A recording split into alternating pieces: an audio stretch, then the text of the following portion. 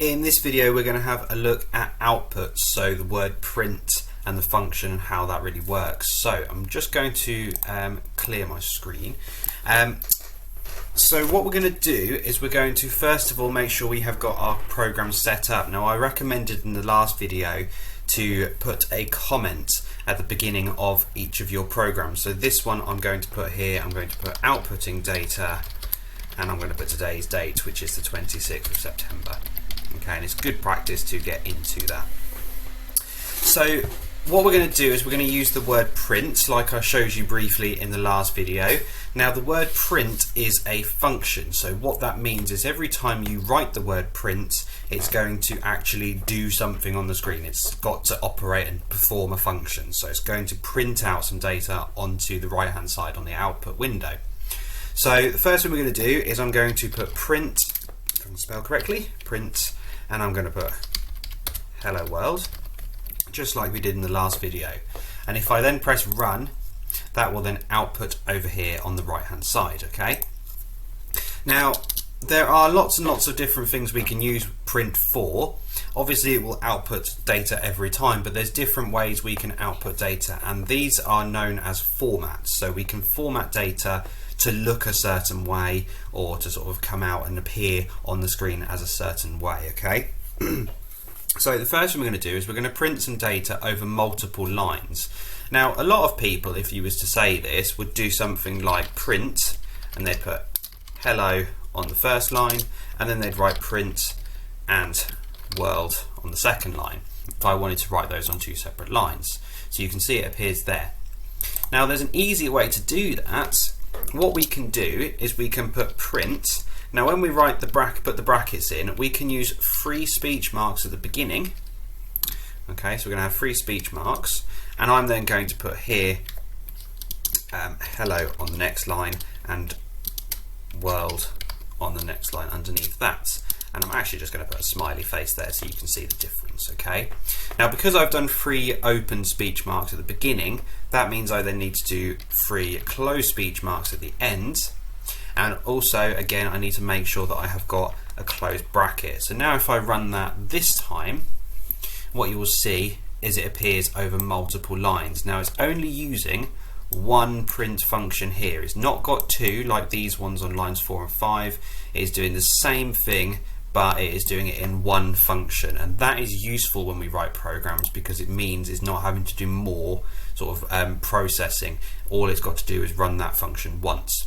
So if you have to write a program over multiple lines, it might be better to use the free speech marks.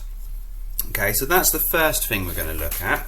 Now the second thing is that we can use another sort of way of putting things on new lines. So if I do print, and here I'm going to put hello world on, actually I'm going to change the sentence. Let's do something like today is a great day.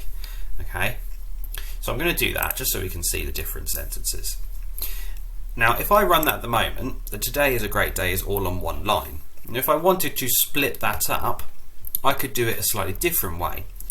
In the middle of my sentence, inside the speech marks, I can use the backslash and the N. And you'll notice this has got pink. Okay, and what this little sort of these two characters do is it means new line. So when I put the backslash N inside the string, inside the speech marks, it acts as the new line. So if I now press run, you will then see it's got today is a great day. Alright, if I was then to move this backslash N and put it at the beginning of day, and I run it again, you will then say it's put today is a great and then day on the next line. So wherever you put the backslash N is where the sentence will be split up. Okay, so you can use that as well. So there's lots and lots of different ways of doing that. Alright, now the next bit we're going to look at is using maths sort of equations and sums inside the print bracket. Now if I wanted to perform something like 5 add 5, what I could do is inside the brackets, I'm not going to put speech marks because I'm performing a calculation. We want the program to actually work it out for us. I'm actually going to leave the speech marks out, so I'm going to put in here 5 add 5. Okay, and if I press run, we can see it then puts 10. If I then did 5 add 3 and change it, it will then have 8 as the output. Okay, so we can also perform maths functions. Now the symbols for all of the different maths operators, we've got the add is the same as the add maths above the equal sign on your keyboards. We've then got the subtract is the same as usual, so 10 take away 2. Now for multiply, if I wanted to do 3 times 4, we do 3 and then we use the asterisk above number 8 and then we put 4, and that will do 3 times 4, which if we run that you'll see 12. And then finally we'll do divide, so print, and let's do 10 divided by 2. Now to do divide we use the forward slash, so 10 divided by 2 would look like that, so that should give me 5. Okay, now it does come out as 5.0, that's not a problem. Alright, and we will look at that in a future video as why it has done that. Okay, so that is all your programming basics for outputting data. If you can now have a go at the tasks underneath, and then make sure you take screenshots and paste your screenshots of code onto your notebook.